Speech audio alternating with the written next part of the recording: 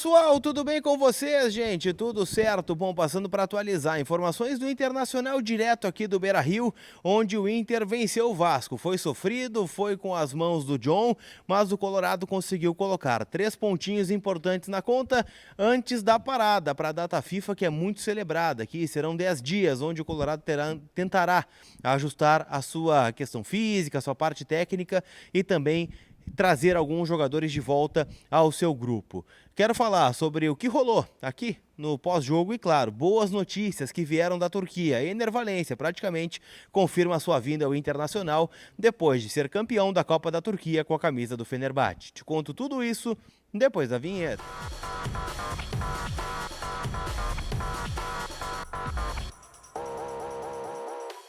Tudo bem, gente? Vamos trocar uma ideia então, e nesse vídeo, claro, eu quero falar muito sobre a vitória do Internacional 2-1 contra o Vasco da Gama, gols de Rômulo e Wanderson, que colocaram 3 pontos importantes na conta do Internacional, que sobe na tabela do Campeonato Brasileiro, termina esta rodada na 10ª colocação, né? O Colorado que vem de um resultado frustrante lá no Parque Central em Montevidéu, empate em 1-1 e ainda tem uma decisão, né, na Copa Libertadores contra o Independiente Medellín, jogo lá no dia 28, né, de junho, né, o próximo jogo em casa aqui, inclusive, né, pela Copa Libertadores. Depois, né, do jogo de hoje, parada para a data FIFA, né, jogam as seleções, jogos amistosos e o Internacional tira 10 dias de descanso, né.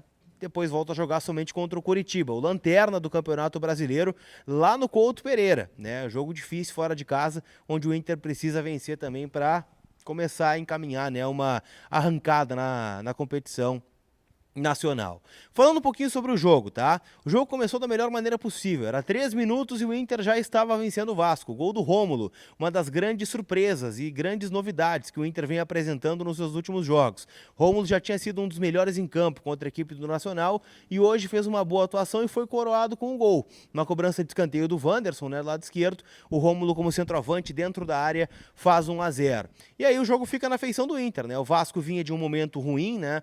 Perdendo vários jogos em sequência, tinha perdido o clássico para o Flamengo por 4-1 na última segunda-feira, e com isso, né, o Inter acabou pressionando em busca do segundo gol e conseguiu. A 15 minutos, né, o Luiz Adriano recebe um cruzamento do lado direito, acaba chutando na trave, no rebote a bola volta para ele somente rola para o meio da área, onde o Wanderson acaba fazendo o gol do 2-0. Aí a gente pensa, bom, 2-0 contra o Vasco, jogando em casa, né, com sei lá quantos mil torcedores aqui, 18 mil torcedores, o Vasco nas cordas, acabou o jogo, né, vamos fazer a nossa parte aqui e deu pra bola, vamos pra cima. Não, o Inter recua, né, a partir de 15, 20 minutos do primeiro tempo e o Vasco toma conta do jogo.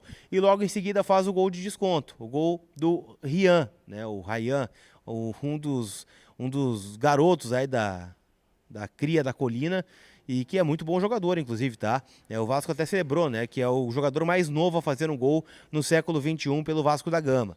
E ele fez o gol e trouxe o Vasco pro jogo, né? O Vasco começou a gostar, né, começou a alçar a bola para dentro da área, o John começou a aparecer ainda no primeiro tempo, e o Inter sofreu um pouquinho, tanto é que vai pro vestiário sob algumas vaias, né? O Inter volta pro segundo tempo com o Moledo, né, na vaga do Vitão, por questão de lesão, né? O Vitão teve um pequeno desconforto, e o Vasco, né, também segue em cima.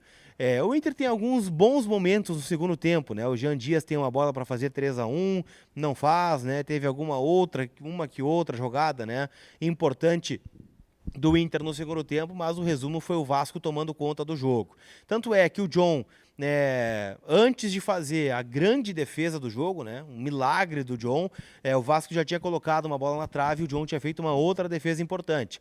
Então assim, né, o Inter conquistou 3 pontos pelo começo de jogo que teve meio avassalador, né, com 2 gols, né, nos primeiros 15 minutos, e depois porque o John acabou tendo um protagonismo importante, acabou salvando o Colorado, né, neste jogo, né, uma defesa monumental, né, daquelas que a gente vai lembrar durante muito tempo.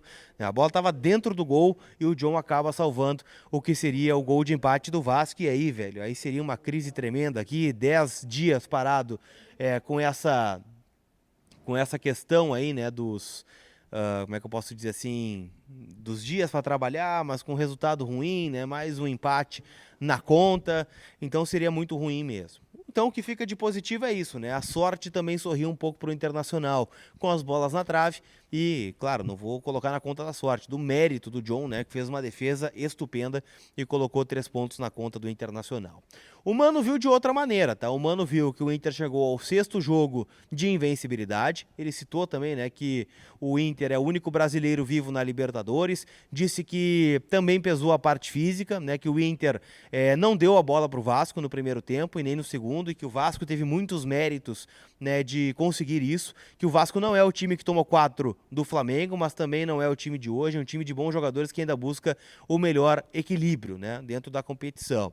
E disse que é normal, que o Inter vai sofrer ainda um pouquinho e que vai retomar somente de uma forma, vencendo e aumentando a confiança dos jogadores, e que essa parada vem num momento crucial.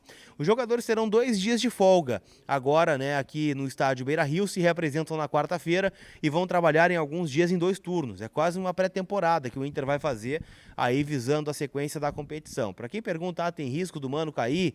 Zero. O Mano não vai, né, deixar de ser técnico do Internacional, muito pelo contrário. O Mano está pensando essa intertemporada, está pensando os reforços, está pensando tudo. E vamos lá, né? Se o Mano não caiu com 5 derrotas seguidas, imagina com 6 jogos de invencibilidade. Seria uma loucura, né? Por mais que o Cudê esteja livre do mercado e gere algum tipo de alvoroço, não vai acontecer, tá? Pelo menos, a não ser que algum outro clube venha buscar o Mano e aconteça, mas eu tenho aqui 99,99% de certeza que o Mano não sai do Internacional. A ideia do presidente Barcelos é encerrar o seu mandato com o Mano na Casa Mata. Isso é um fato.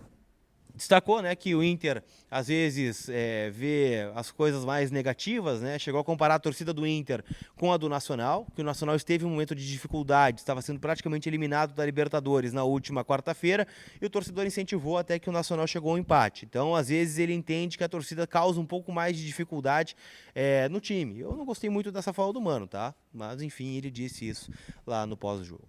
Beleza?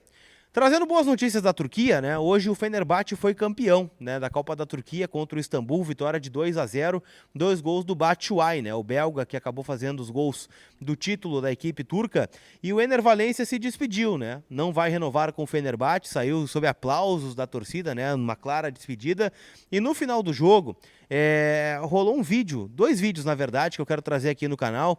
O primeiro de uma repórter, eu vou colocar, né, o Instagram dela aqui, inclusive, para que a gente possa dar os créditos corretos aqui, e outro de uma torcedora do Inter, que estava lá no estádio e conseguiu acesso ao Enner Valencia, e ele praticamente confirma, né, a vinda aqui a Porto Alegre.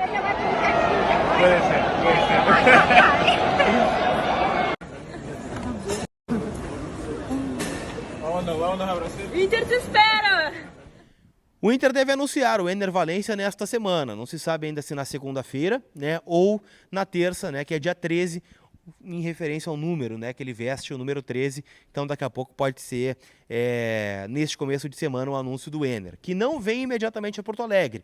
Ele tem 2 jogos, contra a Bolívia e contra a Costa Rica, na data FIFA, pela seleção do Equador, e aí depois vai ter uns dias de descanso, né, já que emendou a Copa do Mundo com a temporada europeia, e a partir daí, então, terá a sua apresentação aqui ao Internacional no final do mês. Ele pode jogar a partir do dia 3 de julho, quando abre a janela internacional, e a partir daí, né, gente, jogo contra o Fluminense no dia 9, ou jogo contra o Palmeiras aqui no Beira-Rio, 11 da manhã, no dia 11 de julho, se eu não estou enganado, um desses jogos será a estreia do Enner, né? No Beira-Rio, com certeza, esse jogo do Palmeiras. Então, vamos ver quando é que chega o novo atacante do Internacional, fazedor de gols, ele que disputou a chuteira de ouro na Europa, ficou em 7º lugar, só fez menos gols no Campeonato Nacional, né, do que o Haaland, por exemplo, né, jogador do Manchester City, e também, né, do Lewandowski, né, jogador que joga lá no Bayern, no Barcelona, melhor dizendo. Então é isso, gente. Boas notícias, né? O Valencia chegando, o Gabriel se recuperando, o Arangues teve uma pequena lesão, mas também se trabalha com a ideia de que ele possa estar apto no jogo lá do Coritiba, o Inter vencendo. Então a gente pode olhar sempre pelo viés positivo da coisa, apesar de saber que tem muita coisa para melhorar ainda aqui no Internacional. Beleza? Deixa eu dizer que esse vídeo tem a força da KTO, né? Se você palpitou na vitória do Inter e na vitória do Flamengo, você faturou hoje na KTO, né? Então, 3-0 pro Flamengo, 2-1 pro Inter, dorme todo mundo feliz da vida hoje, né? Então te registra lá usando o código COLAR, porque tem muitos jogos de seleção aí, né? O Brasileirão vai parar, mas a KTO tem jogos ali para você palpitar, tem seleção brasileira em campo, tem muita coisa para você se divertir, combinado? Aquele abraço e a gente se vê. Deixa teu like, te inscreve e não esquece de ir embora sem deixar o teu comentário, tá? Sobre o que tu achou do Inter e da chegada do Ener Valencia. Eu conto contigo. Fui!